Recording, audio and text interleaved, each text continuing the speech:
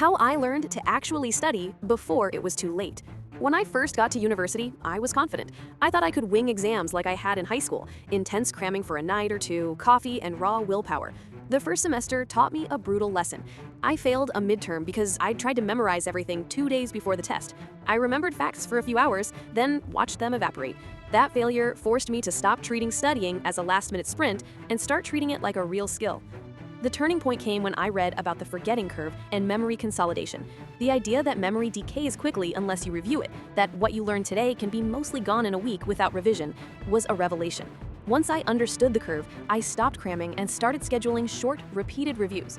That alone changed everything. Retention went up, stress went down, and my grades followed. But theory wasn't enough. I needed a system I could actually follow. Here's what I learned, a mixture of psychology and practical habit design, and how I applied it after my disastrous first semester. The psychological basis, short and clear. 2 learning truths drove my approach. First, the brain consolidates memories during sleep. Reviewing material before bedtime helps lock it in. Second, spacing, repetition, and active processing, making connections and explaining ideas, are far more effective than passive rereading. In other words, review consistently, sleep on it, and make the learning active. Those principles are supported by educational psychology and are emphasized in practical study guides. My 5-step method, how I actually changed. Below is the method I used and you can use to go from chaotic cramming to steady, confident learning. 1. Stop the all-or-nothing mindset. Schedule tiny, regular sessions. After my failure, I created a weekly schedule with short sessions, 25 to 50-minute focus blocks on weekdays, each dedicated to a specific topic. This wasn't long at first. It was consistent. The idea is to interrupt the forgetting curve with frequent reviews so information moves from fragile short-term memory into more stable long-term memory. I use the Pomodoro-style blocks to keep momentum and avoid burnout. This kind of structured, consistent practice beats huge, noisy sessions the night before. 2. Use active learning. Explain, connect, teach.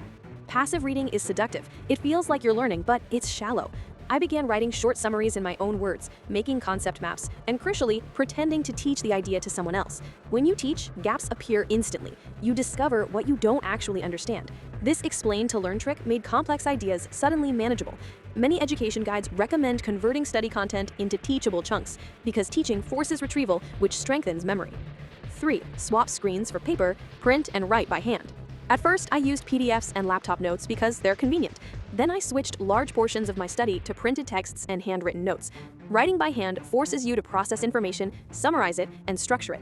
And research and pedagogy both point to better retention when learning involves written, physical materials rather than pure scrolling. This simple change improved my recall dramatically during exams. 4. Build micro-reviews and sleep strategically. Every evening, I spent 5 to 10 minutes revising the key points from that day. That quick review right before sleep leveraged memory consolidation. Sleep helps the brain stabilize what it learned during the day. Over weeks, I found that content I'd only glanced at once stayed with me because of that nightly consolidation routine. This is low effort, but very high impact. 5. Design the environment and defend it fiercely. I created a few dedicated study spaces, one for deep focus, no phone, printed materials only, another for light work, reading, podcasts. I set phone-free periods and physically left my phone in another room when I needed deep concentration. Pick an environment with good light, minimal interruptions, and a simple checklist of what you aim to do that session. This cut down distractions and made every study block more efficient.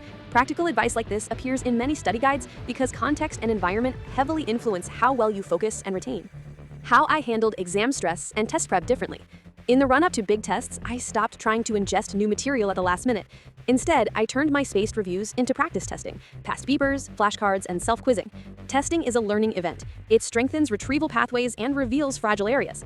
I also scheduled realistic mock exams under timed conditions. Doing these regularly reduced my anxiety because I always knew where I stood. Small habits that compound: nutrition, breaks, and variety. I underestimated small things at first: hydration, healthy snacks, and short movement breaks. When you're physically tired or hungry, learning becomes slow and unpleasant. I adopted simple rules: drink water, avoid heavy meals right before a study block, and take 5 to 10-minute physical breaks every 45 to 60 minutes. I also alternated study topics to avoid mental fatigue. Switching between problem solving and reading helped my brain reset. These small habits kept me consistent. The tools I used and why they worked. Printed notes and highlighters forced me to slow down and process. Short, daily review, even 5 minutes before bed, consolidated learning. Active recall, flashcards, self-quizzing turned passive familiarity into durable knowledge. Pomodoro-style blocks with a single objective each increased focus and reduced procrastination. A quick practical checklist to start today. 1. Create a simple weekly plan with 25 to 50-minute focused blocks for topics. Schedule, don't guess. 2. Replace one evening of passive review with a 10-minute Teach It Out Loud session. 3. Swap one digital reading session for printed text and handwritten summary. 4. Do a 5-minute review before sleep every day for at least 2 weeks. 5. Put your phone in another room during deep study blocks. Final note, why this works. This approach works because it aligns with how memory and attention actually function. Regular, spaced practice fights the forgetting curve, active processing builds deeper neural connections, sleep consolidates, and a low distraction environment allows those processes to happen.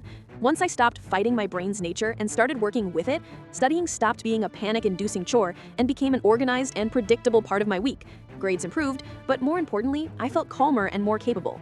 If you're reading this and thinking, I don't have time, start with 10 minutes tonight. Print one page, write 2 bullet points, and review them before bed. That tiny habit repeated will change the curve much faster than one more all-night cram session.